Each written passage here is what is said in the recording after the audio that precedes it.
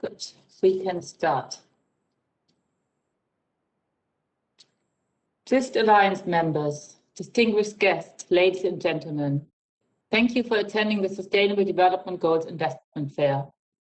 After excellent presentations earlier this morning from Ghana and Pakistan, we will move on to discuss how to shift incentives to promote long-term sustainable investment. I look forward to the insights that our exceptional panel of experts will bring forward today. Members of the audience are reminded to send us their questions using the chat and Q&A boxes. And we very much hope for an interactive session based on your input and questions as well. My name is Claudia Kruse. I work for APG on behalf of Dutch pension funds and heading up the responsible investment and governance function there. Today, I'm being joined by a stellar set of speakers, and I'm delighted that they are able to be with us today. We have Mr. Magnus Billing, who is the CEO of Alecta, a Swedish pension fund. We have Mr. Scott Martha, who's the CIO of PIMCO, one of the largest bond investors worldwide. We have Mrs. Carol Crozat, Head of Thematic Research at BlackRock Sustainable Investments, one of the largest investors of this world. Then Mr. Sarah Williamson, the CEO of Financing Capital for the Long-Term Global, a major think tank, very much linked to the topic. And last but not least, Mr. Raghavan Narayan, the Senior Evaluation Officer, Finance and Private Sector Development Unit of the IFC. Today, our panel will indeed focus on shifting incentives to the long term. Under the UN Global Investors for Sustainable Development program, Magnus Billing and myself, we chair a working group that is focused on exactly that. Together with the International Corporate Governance Network, we are working to update the so-called model mandate. What is the model mandate? It is focused on incentivizing asset owners and their asset managers to invest for the long term.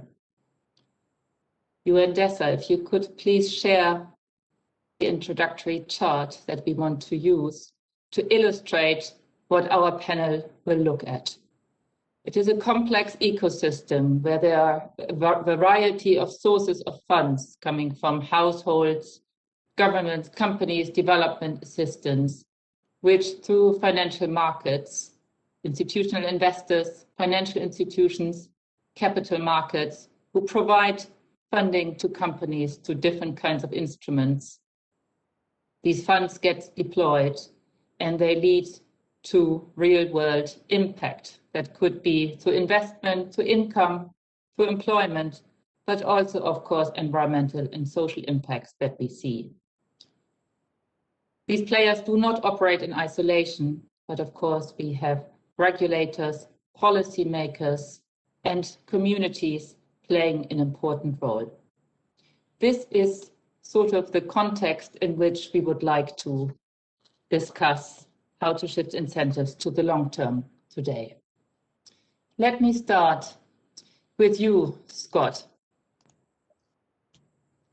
You invest on behalf of many asset owners.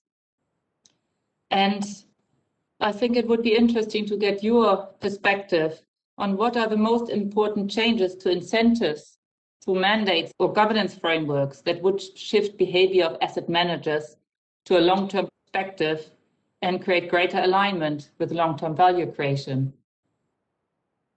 Yes, well, thank you, Claudia. Definitely happy to kick off the conversation with some ideas on that topic.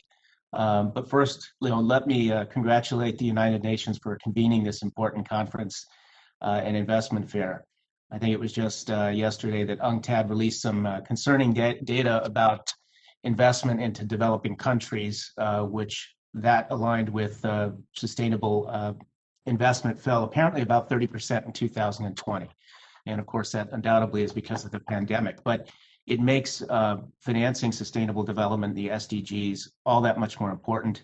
It makes the work that the GISD does and the opportunity that we have through the GISD all that much more important. So, with respect to asset managers and what can really incentivize them to get more active, Here I would say the UN plays a very important role. And as an example, within the GISD Alliance, right, we've been discussing the role that the UN can play in connecting the national plans of action and those opportunities, including climate change, with private sector capital. There's sort of a market failure from our perspective in connecting those two. And so, supply of opportunities is often the complaint from the private sector. And hopefully we can find a way to better connect those national plans and opportunities with the private sector. And today we applaud the launch of the UN SDG Investor Platform by UNDP and the GISD to help do that. And if you haven't had a chance to look through it, please do. Undoubtedly, that platform is going to be very important in connecting the public sector and those opportunities with the private sector. In terms of other things that really motivate asset managers, there's nothing more important and nothing more that motivates asset managers than asset owners, through their own mandates, through their own requirements with their asset managers. There are clients after all. And so as an example of that, let's look at what happened when the PRI was launched in 2006. So back then it was a group of mostly pension funds, and almost exclusively asset owners that launched the initiative, but it really kicked off the modern era of ESG investing. And at first there were very few asset managers involved, but then that sort of trickle turned into an absolute tidal wave. And so that's why today we have the PRI has more than 3,000 signatories and represents more than 100 trillion in assets under management. And the majority of the members are asset managers. So that just helps to make the point I was trying to make, that really asset managers can very much drive, asset owners can drive what asset managers are really focused on. I think that another important point is stewardship codes. Those are also very important in encouraging asset owners and asset managers to disclose their activities. And excuse me, I'm able to turn this off here. So, that's another area of development. Obviously, we see several countries moving forward with stewardship codes that I think are quite helpful in this regard. I think a final area is different sort of coalitions, different frameworks that are developing to really reshape, corporate behavior and encouraging long-term stakeholder value and a focus on sustainability in general.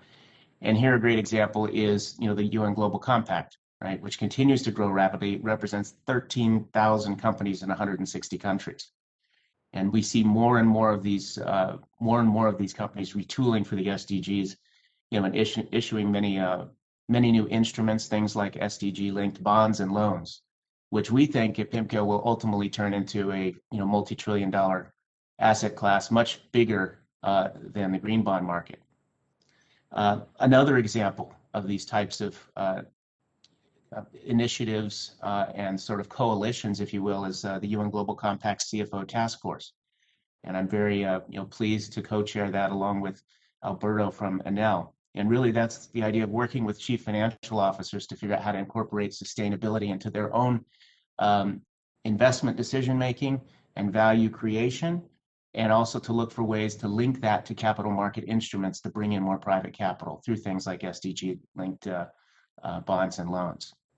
And I would add one more thing about this under the topic of coalitions and associations. I mean, we see some really important activity going on with networks like the Business Roundtable in terms of moving towards shifting short-termism out and thinking about more stakeholder business activity and the role that can play in promoting more growth and value over the long term, and also other associations like the U.S. Chamber of Commerce, right? Big changes in the last year or two. So, in summary, I think those are just all the different things that, asset managers can get involved with, but also ways for asset managers to be motivated to see a path for being more involved in sustainable development and the SDGs going forward.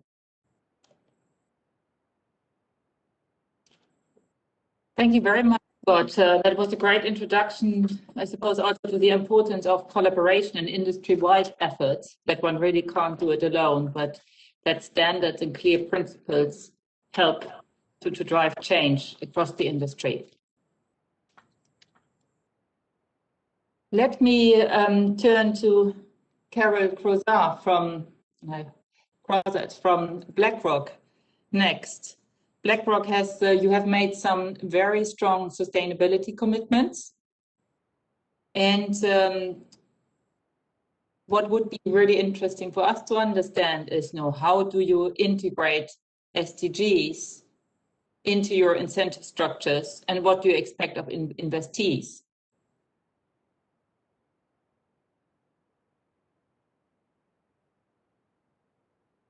I'm afraid we can't hear you, Carol.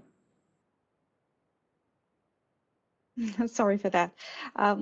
Thank you, Claudia, and it's really an honor to be presenting and discussing this topic with you today.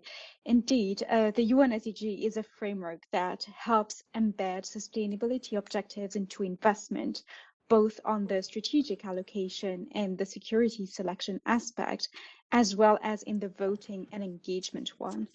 But we also believe that this framework should be considered from a more mainstream investment viewpoint, as it is actually a great tool to grasp the evolution of ESG materiality in the strict long-term financial performance context, even aside from the sustainable objective.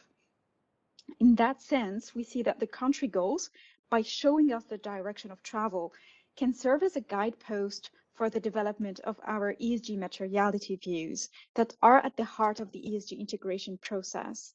And here we have gone beyond incentive structures themselves, as since the end of last year, we have achieved, and of course we aim to maintain, a full ESG integration by all portfolio managers of BlackRock and all investment teams. So the concrete way by which the SDGs are feeding into this ultimate goal is in the way we systematically assess sustainability risk exposure. We have an independent team, independent from our investment management team, that is called the Risk and Quantitative Analysis Team, which carries out a systematic quarterly review of our holdings in all active portfolios. So not only portfolios that have a sustainability objective or that sit on our ESG investing platform, but really all of them. And they assess their exposure to high sustainability risk through diverse sustainability lenses, such as business involvement or carbon intensity, that resonate with the SDGs. And then the portfolio managers and the analysts need to justify on a quarterly basis the exposure to this risk. And they're also given the tools to optimize them. And that's very similar to what they would be doing for managing country exposure risk or liquidity risk. Another very important dimension, which allows me to answer the second part of your question, is the interconnection of this process with our voting and engagement practices.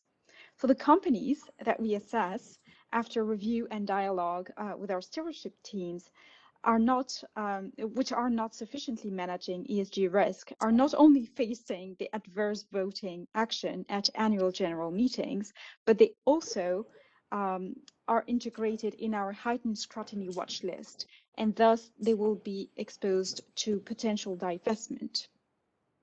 And we really expect from our investees to adopt strategies that are focused on the long term and that integrate the stakeholders' dimensions, which means communicating on quantified and dated objectives, on measures to reach those objectives, as well as, of course, performance indicators and their evolution over time.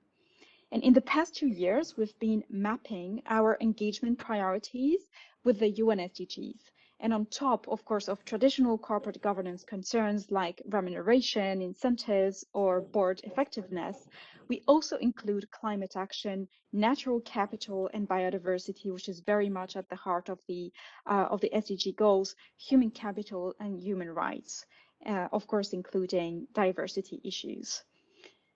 But it's important also to touch upon the question of measurement, and it's a fascinating and complex topic, which I'm sure we're going to get back later in this discussion, where there is, of course, a need for a combination of third-party data to be able to evaluate a broad investment universe, but also for more impact-oriented strategy, have a bottom-up fundamental analysis that is complemented with the impact dimensions. Thank you very much. You mentioned that you perform the systematic quantitative analysis for all your active portfolios, for your actively managed portfolios. And the rest of the portfolios have a different level of analysis applied, or? Yeah, so here the analysis is a little bit different because, of course, it doesn't mean that we're going to sit in front of the portfolio manager quarterly to expose them on the similar way that we would do for active, because here there is an active choice of being exposed to a specific issuer compared to the benchmark, whereas the risk analysis is a little bit different on the index side, where of course it happens, but in a different fashion, and where I would say all the screening and all the heightened scrutiny is carried out on more on the conceptual basis at the start of the launch of the product itself. Okay, thank you. Perhaps we can explore that later still. Let me just check. So, having spoken to two of the world's largest asset managers, I would like to turn next to Magnus Billing from Alecta, a Swedish pension fund. And Magnus, perhaps you could bring to us the asset owner perspective in terms of, how do you align your organization and portfolio with your beneficiaries and the long term? And perhaps share with us some general reflections on key levers asset owners can use to promote longer-term sustainability perspectives among key actors along the investment chain. Over to you, Magnus. Thank you, Claudia. And yes, Alecta, we are a believer in fundamental analysis when we do investments, and we try to do as much as possible in-house. We're a small organization, but managing quite a large capital base of about 100 billion euros. And we have been on a journey for the last few years in trying to really integrate ESG factors into our investment process, with a strong belief that it's a perfect mix to have ESG factors integrated and at the same time generating a good return for our customers, the 2.6 million Swedes that are our customers. And given the commitments and the liabilities that we have towards the customers, we think it's a good mix because the time horizon is extremely long. But one of the key risks is obviously the matching risk between the liability side and the assets, where you have a much shorter time horizon on the assets. And I would argue that that is across the business, that's the case. And I think this is the challenge in order for us to meet the SDGs objectives, to ensure that the time horizons for the investment and the asset side in the balance sheet is made longer. And what we have tried to do to ensure that we have a longer time horizon on the asset side is working with different topics. But I think one of the key things to incentivize a longer view is to work with knowledge enhancement and education, both on the board of directors level, to ensure that the board of directors fully understand the need for long-termism and the importance of sustainability and achievement of the SDGs in order to secure a good retirement for our customer base, i.e. Ensuring that you fulfill your fiduciary duty. The education and knowledge part and the effort we do there is obviously of utmost importance also for the management side, and we spend some time to educate us and enhance our knowledge in that area. And then you go further down in the organization, down to analysts and portfolio managers. And one way of supporting this education and knowledge enhancement is also to introduce what we've done, certification and of all our relevant employees in this area, to ensure that they have gone through a program and they have certified that they've understood and have the adequate knowledge base for sustainable investments and responsible investment towards the SDGs.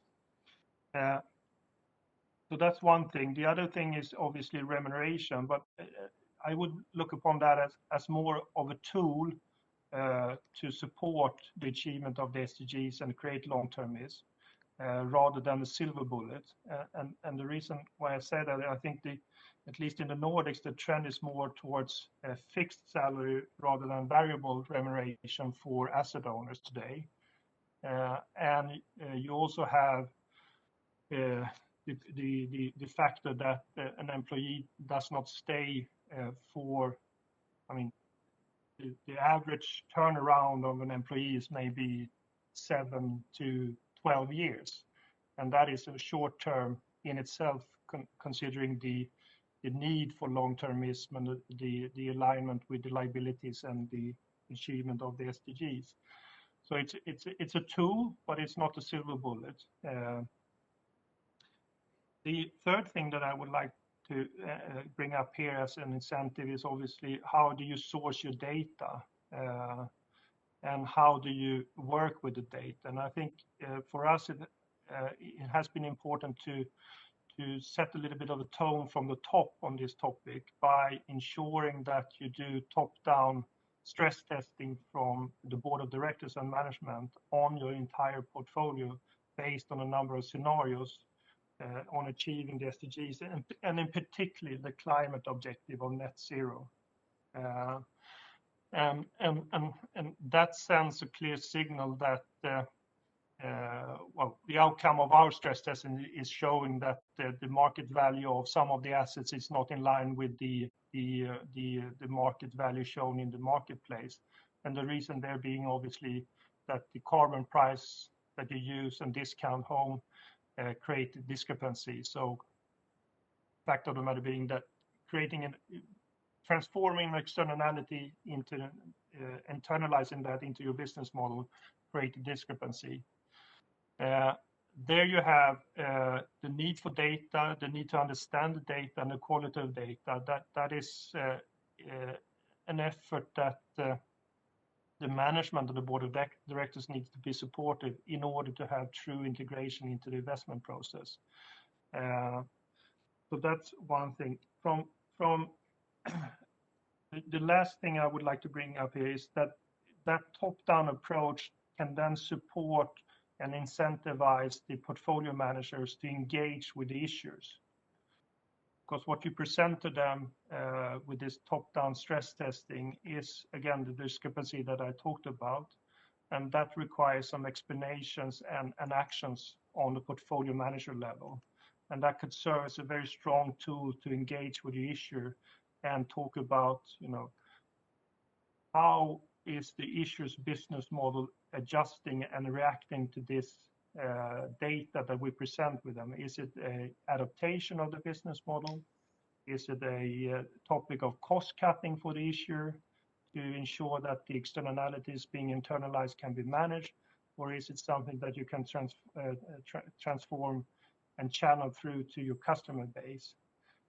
And we have seen that work really incentivize our portfolio managers to engage, and it also incentivizes the issues to think long term about their business model and how their business models are able to create value for us as a shareholder, and then create value for us when we deliver on our pension requirements or pension liability towards our customer base. So those would be my top incentives that I'd like to mention as critical to ensure integration of ESG and sustainable financing. Thank you very much, Magnus. I think that adds to the array of topics that we've heard, which all connect very strongly, which is the role of stewardship codes and the role of asset owners and the asset managers being good stewards towards the investees. It also touches on the importance of the human capital within our own organizations in terms of knowledge, education, incentivization. And Sarah, Financing Capital for the Long Term, it's a preeminent think tank and has spent a lot of time thinking about the whole context and the role of different actors. Perhaps you could reflect on what you have heard and what your research has also found. Great. Well, thank you. First of all, let me add my thanks and congratulations to the UN and to GISD on the work at this conference and the work that has been done to date.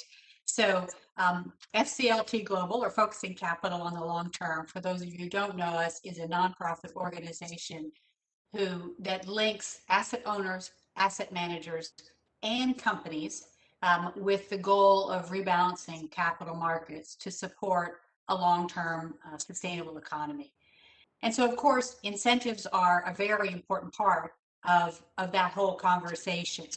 And so the first question that we think to ask about incentives are, what are the incentives of the key players? And importantly, as Magnus also mentioned, these include both financial and non-financial incentives. So as you know, many asset managers are paid on total assets under management, so their primary incentive is to be hired and not be fired. Similarly, many asset owners, both trustees and staff, have an incentive to be sure nothing goes wrong on their watch. So this incentive is very different than the incentive of a saver or a beneficiary who wants to receive benefits many years into the future and also be able to enjoy those benefits in a thriving and sustainable world. So one of the primary changes is simply to ask whether the short-term targets and incentives of the key players are aligned with their own and society's long-term goals. If they are, that's a good starting point. If they aren't, they need to change. So it sounds obvious, but incentives incent. It's surprising to me how often I hear people explain short-term targets and then assume they don't drive behavior.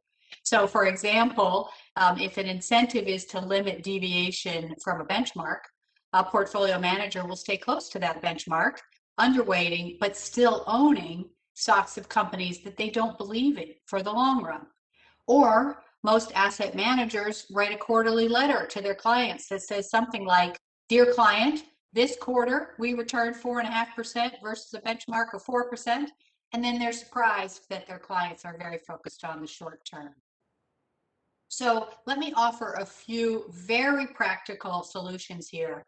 And we've done a lot of work on mandates that complements the work that Claudia mentioned before that ICGN and GISD are doing, and it's all available on our website for people who are interested, fcltglobal.org. It's called Institutional Investment Mandates, Anchors for Long-Term Performance. So just a couple of examples from that work. The first is longevity discounts, so whereby fees decline over time. This is instead of declining with assets under management. So this is a win-win for both asset owners and asset managers. Declining fees are good, obviously, for an asset owner, and they also give them an incentive not to panic and sell at the wrong time. For the asset manager, it's much better to keep the client and try to go out and find a new one. So that's one. Second is performance reporting that emphasizes the long term.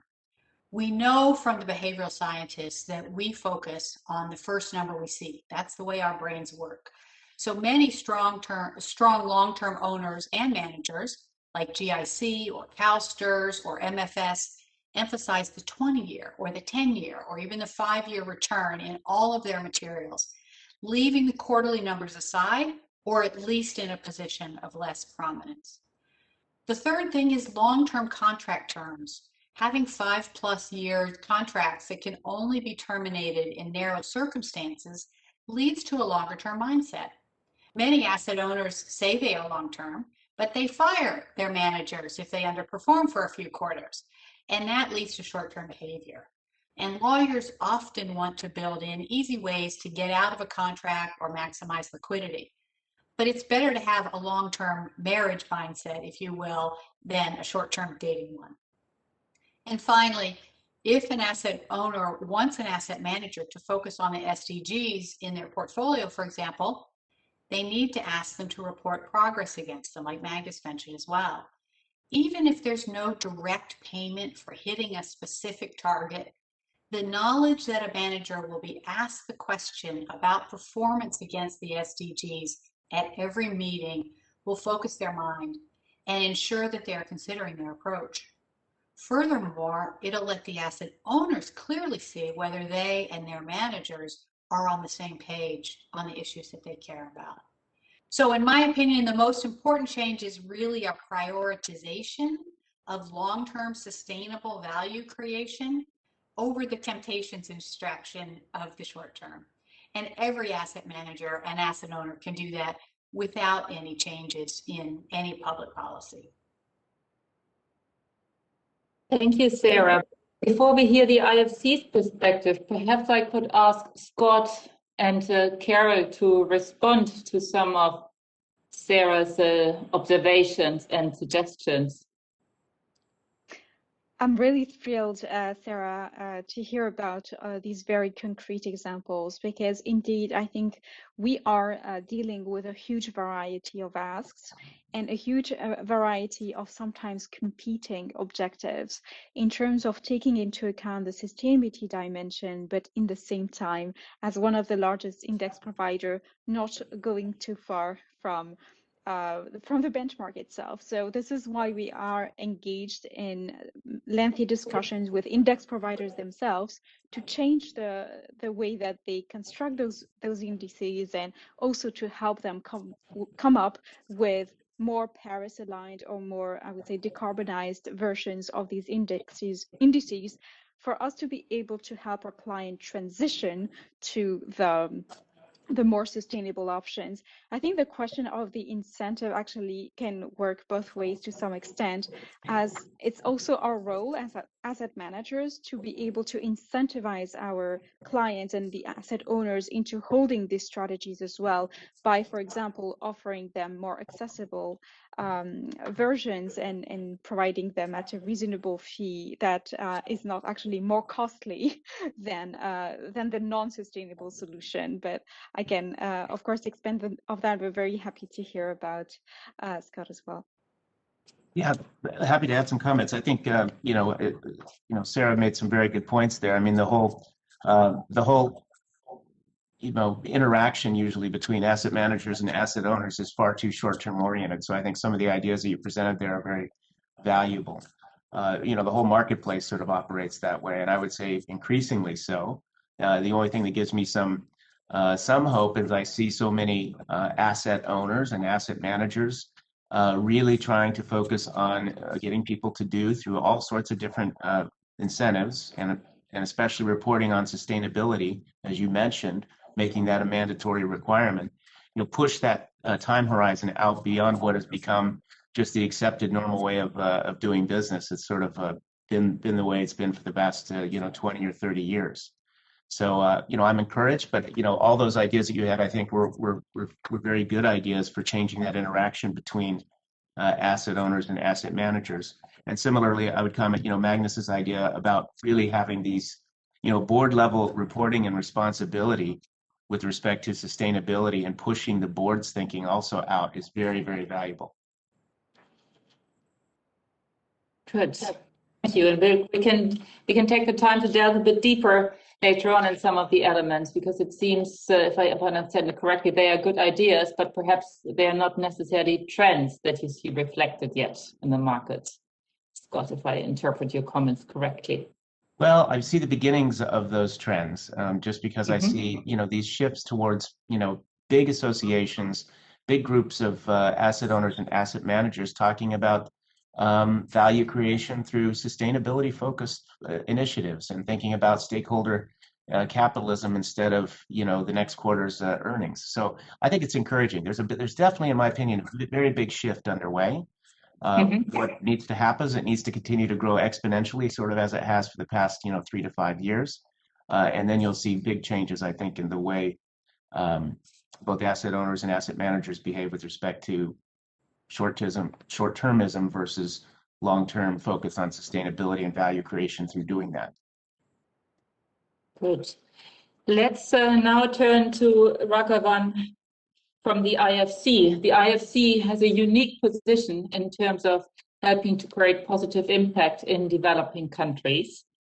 And we would love to hear your perspective on what can be done to scale up long-term investment in the developing world.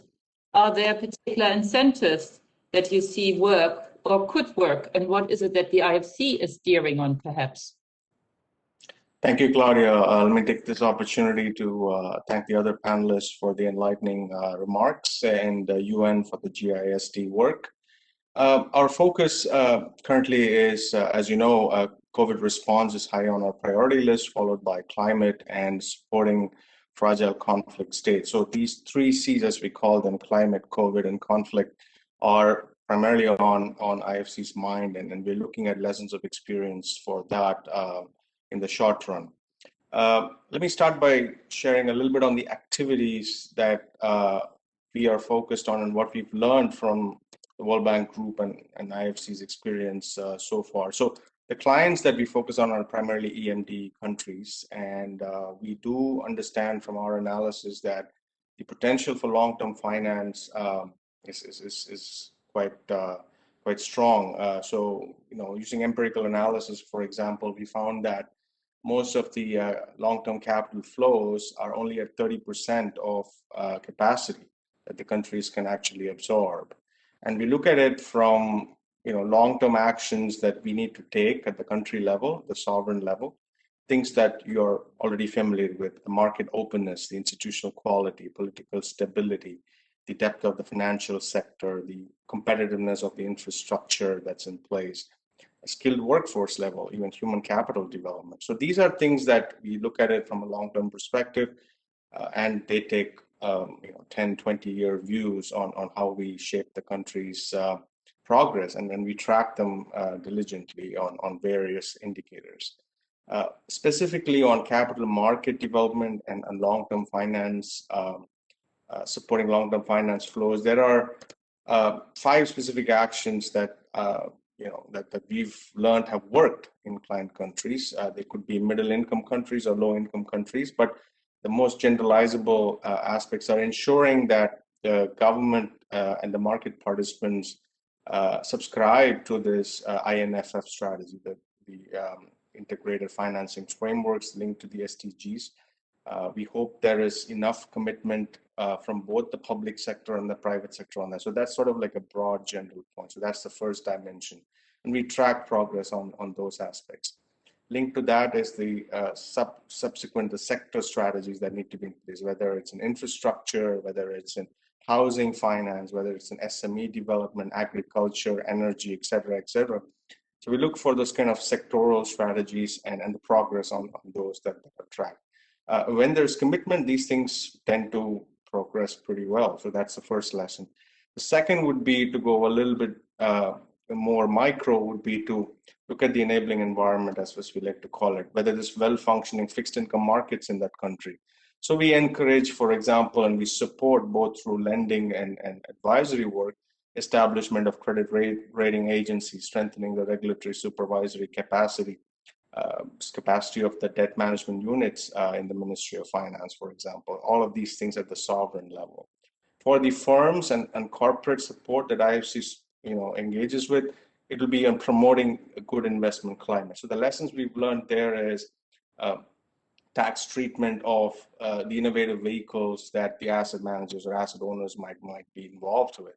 Having a clear, stable tax framework or robust frameworks for creditors' rights, robust regulations, and supervision of capital markets. So those activities, if they are in place, long-term finance flows tend to happen pretty fast. And we've seen that happen, for example, in Mauritius.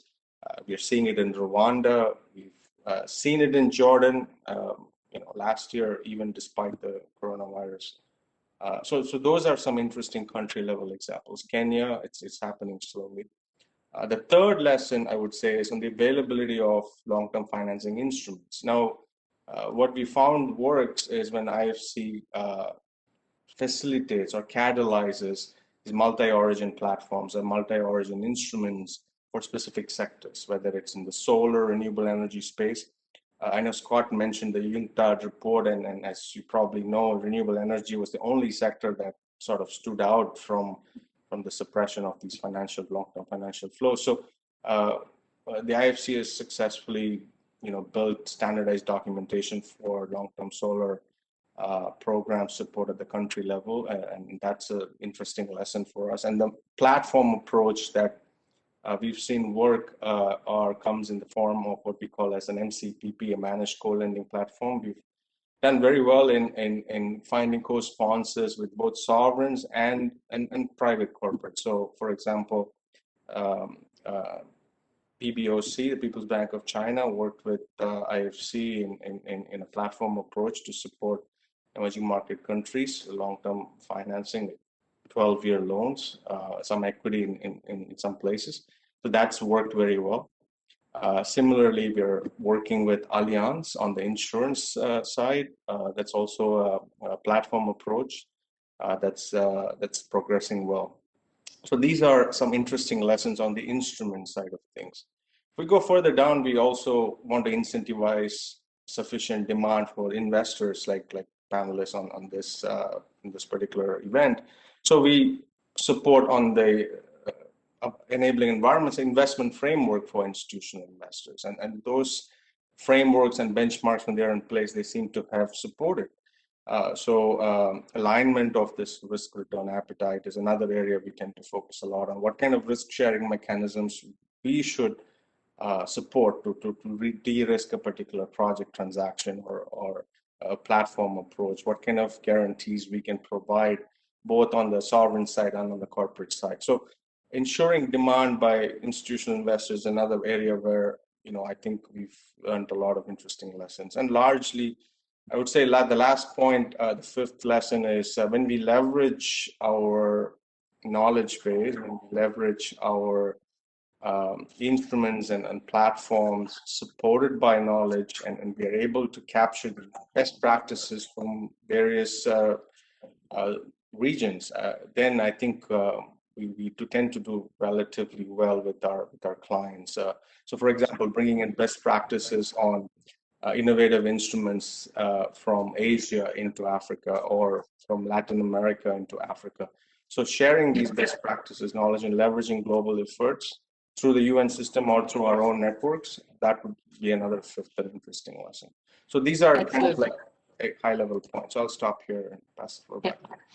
Thank you very much. And we actually have a follow-up question from the audience, which is, you mentioned sector strategies. And, the audience was wondering whether asset managers and owners have noticed key sectors for investments where the financial return and SDG contribution provide real interest for them. And what are the key characteristics that countries can try to highlight in other sectors? I don't know, Scott, whether that is something that you could reflect on, given your very innovative projects that you've financed? Well, I think renewable energy has got to be, it's the number one, right? It's one of the biggest needs. It's obviously one of the biggest solutions in terms of delivering with respect to long-term sustainability and climate. And the returns, it's getting to be commoditized even in difficult places in the world in terms of how to do it and provide opportunities for the private sector to be involved. So I think that's number one. And after that, I think down the list, there's all sorts of opportunities, to invest in SMEs and SME development, partnering with local banks and institutions like the IFC. There's lots of opportunities also to be involved in things like healthcare and agriculture as well, where there's lots of low-hanging fruit with respect to sustainability and tangible investor rewards. I think the hardest thing is always to connect the private sector with those opportunities. Many of them are not those very large, scale opportunities that institutional investors like to see. So, a $10 million single investment is very unlikely for a large institution. So it's finding ways to collect, and diversify across those opportunities and to do it at scale. That's really important. And that's why, once again, I go back to, this platform that's been developed by UNDP and GISD. We're hoping that's a big aggregation tool to allow people to say, well, here's 5 different projects perhaps that fit my criteria, and enable them to move forward faster. So, there's ideas like that, and then other ideas. IFC mentioned their platform for pooling interest, which Allianz and China have been very active in. That's another good way to think about it. And we're looking at different fund concepts too, and ways to deliver similar aggregations and diversification across, geography, but also by, by individual project, because that's where there's much better investment reward, but there's also much bigger impact with respect to sustainability. Thanks a lot, Scott, for this. If I may add also on this very last point you mentioned about the impact, by citing the example of our global impact equity strategy. For this one, we have actually carried out some research in the past years looking at what the impact universe, which is not the fund itself, but more broadly all the companies that we believe have a majority of their activity contributing to some extent to the SDGs, we noted that these companies had double the growth rate of the benchmark universe.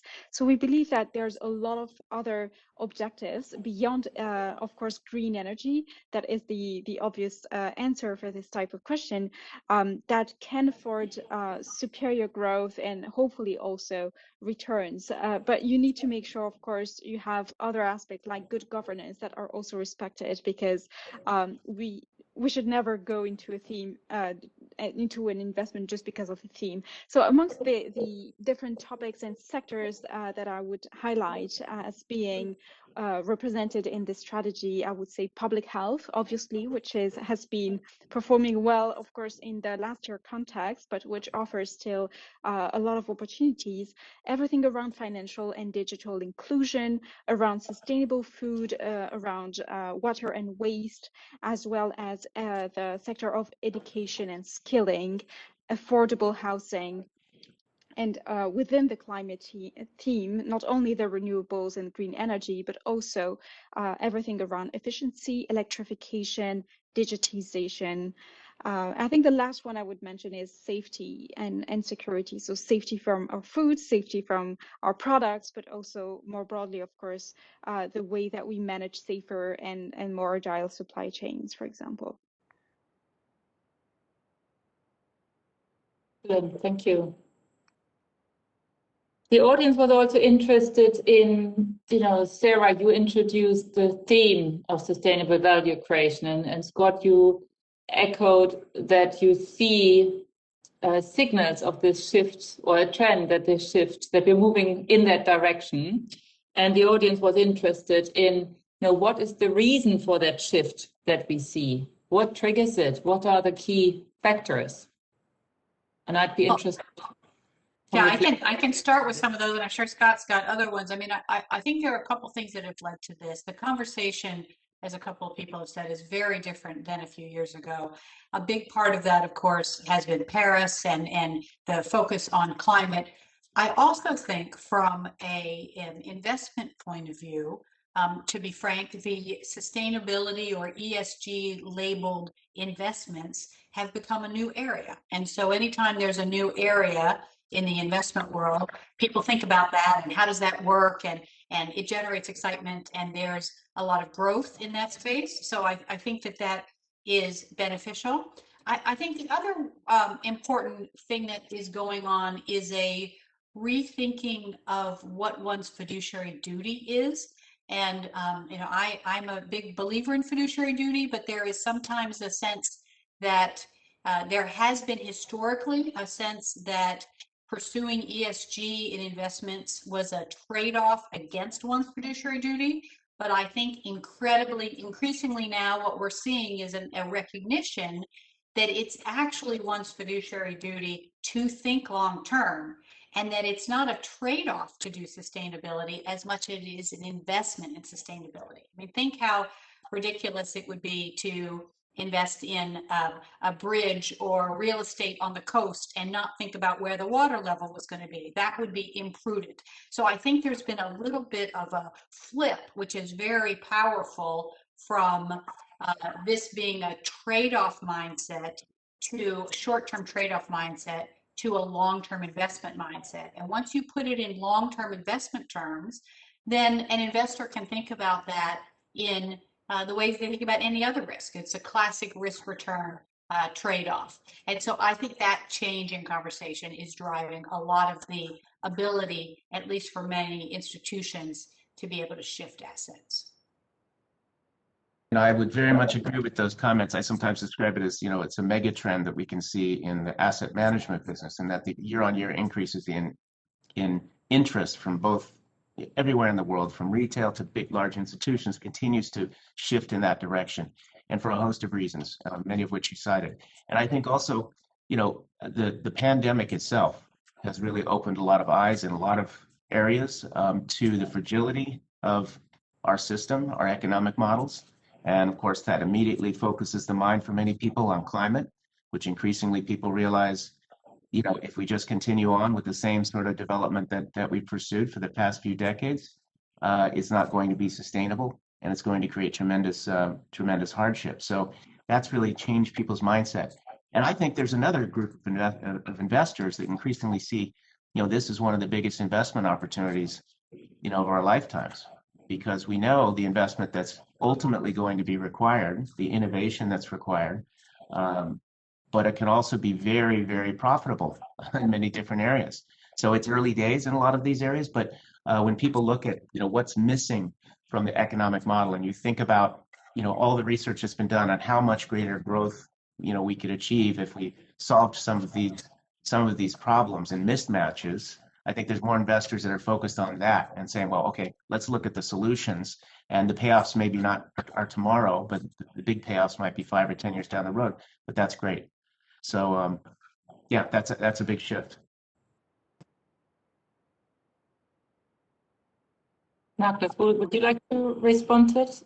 Yeah, I just like to add on to what Scott said. I think that's one of the key changes in the past couple of years, the opportunity side, that it's more on top of mind of many institutions today, that you start to think about this as a great opportunity to invest for future returns. And I think that's a very good development in the market space that will create a lot of momentum.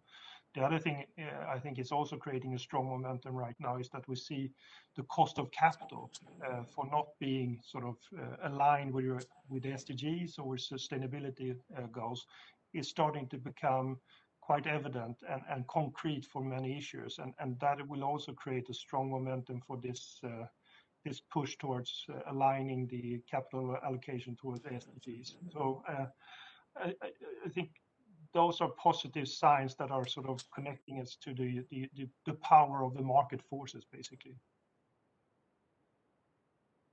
I'm afraid, Magnus. Oh, now you're back. Good. Did I break up? Sorry, I didn't. Yeah, you broke up briefly, but I think we heard most of what you said. Okay. So thank you.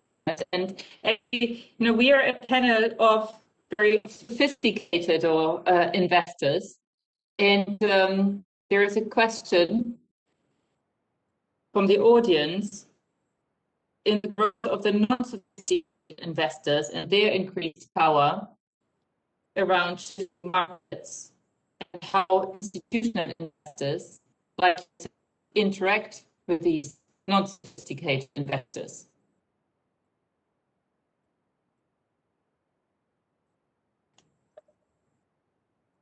Claudia, I didn't quite get the full question. I think the problem is on your side in terms of bandwidth. I heard Magnus just fine. I think it's your connection is a little coming in and out. Maybe just try turning the video off for a moment and restating that.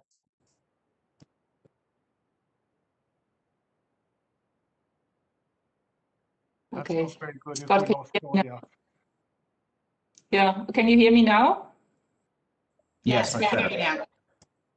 Okay, good. So I'm sorry about that. Then I will, the tribulations of an online panel. So let me repeat the question from the audience, which is about the growth of the non-sophisticated investors and their increased power around shifting markets, and how you as institutional investors would interact with those non-sophisticated investors.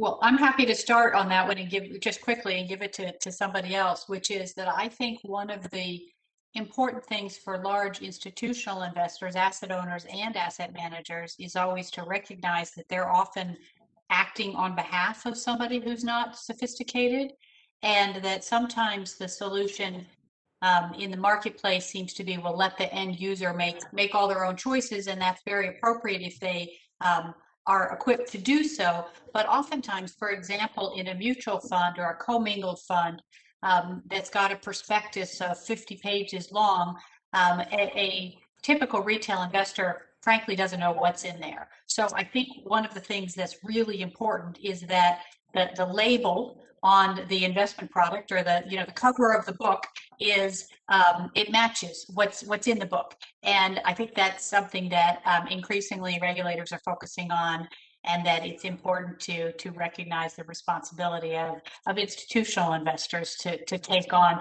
because investing is hard, and for anybody, and expecting somebody to do that well who's also got another day job and a life and a family and everything else is often a lot to ask. So I can comment briefly. We do see a lot of activities on the service demand side, right? So as a result of digital transformation, even in difficult markets in Africa, Latin America, or Asia, the end users, the end beneficiaries have now access to sophisticated devices. They all have iPhones or Android devices, and we see a lot of disruption on the demand side, not so much on the investment side, but a lot more on the service delivery and service demand side. And for that, we're supporting firms, corporates, and sovereigns to try and shape the supply side of things. How do we help, for example, poor household to get access to information about energy efficiency solutions, or help smallhold farmers to get access to tractor services through digital technology. So we're seeing more activities on the beneficiary end from the demand side for sure, less so on the investment side. But I think there are quite a bit of disruptions happening from the investor side as well to facilitate such demand be met. Yeah, and I would add I agree with those points, and somehow the access to information has just increased dramatically. And so sometimes when people say unsophisticated investors, yes, there is that group, but there's less. That group is maybe less than people appreciate now because of the access to information. And so as an asset manager, our responsibility is to educate and to continue to make sure that, as Sarah said, that the title of the book matches the contents, but importantly, the contents are of high quality and can be described in ways that people understand, right? And so, that is what we try to put a big effort into, and it's one of the reasons why we don't offer as many novels as other people do, because we try to always think about let's find the solution that really serves a particular clientele. Let's focus on that and make that the best it can be. So that's sort of our approach to answering that question, I guess. Yeah, I very much agree. Go ahead. Yeah, I very much agree. Just very quickly, what I wanted to highlight here is really the transparency angle, and the fact that if you want to make sustainable and long-term your standard, there are also choices that you make yourself that will impact other clients. And just an illustration of that, for all the funds that we actually manage and that in the end can reach end clients that are individual investors, we have chosen to produce on the fact sheets 8 ESG related metrics. And this is, of course, both for sustainable and for non-sustainable options. So they know about the carbon intensity, they know about the involvement in controversial weapons, also in fossil fuels, because this is a key aspect that we want them to be aware of. And if they have questions on this, then they can also be more proactive in the way that they shift towards the screened options, for example. And another one is the way that starting from this year, we are embedding climate considerations into our strategic asset allocation through our capital market assumptions. So by doing so, every strategic allocation that we deliver for our clients embeds the climate angle, because we believe that it is part of our investment risk assessment in the long term, and therefore has its full place into our standard allocation strategy.